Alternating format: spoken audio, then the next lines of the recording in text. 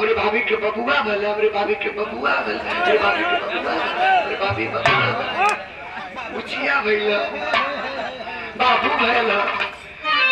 तब का भल बाबू आवा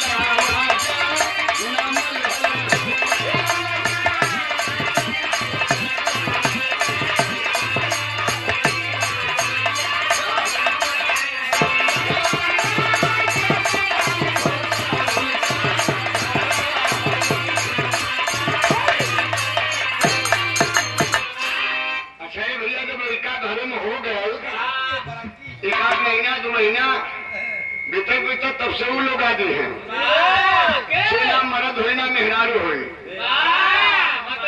मतलब मेरी जान 775 हिजड़न धरती पर 3 बिरादरी है, एक मर्द का बिरादरी एक मेहरारू के हिजड़ा हिजड़ी का, तो वो लोग आ जाला।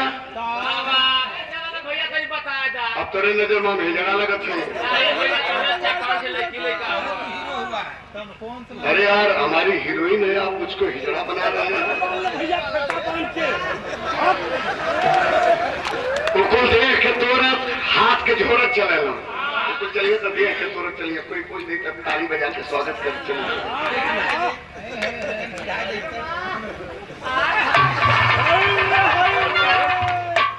उकुल गावल अमरनाथ आंख मारत में यही मोरी बहिनी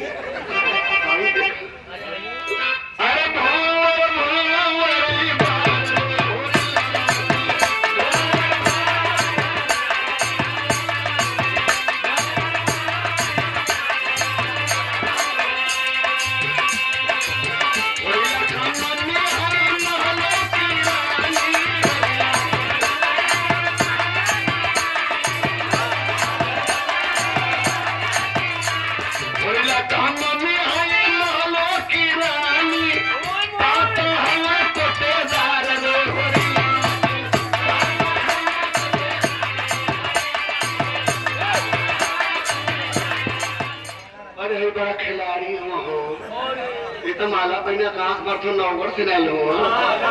पंकज पंकज म्यूजिक, पंकज लकी स्टूडियो के मालिक महोदय और 200 रुपए का पुरस्कार नौगढ़ पुरस्कार लकी स्टूडियो के मालिक महोदय, हमारे भतीजा है पंकज साउंड के मालिक बाबू के बहुत बहुत धन्यवाद।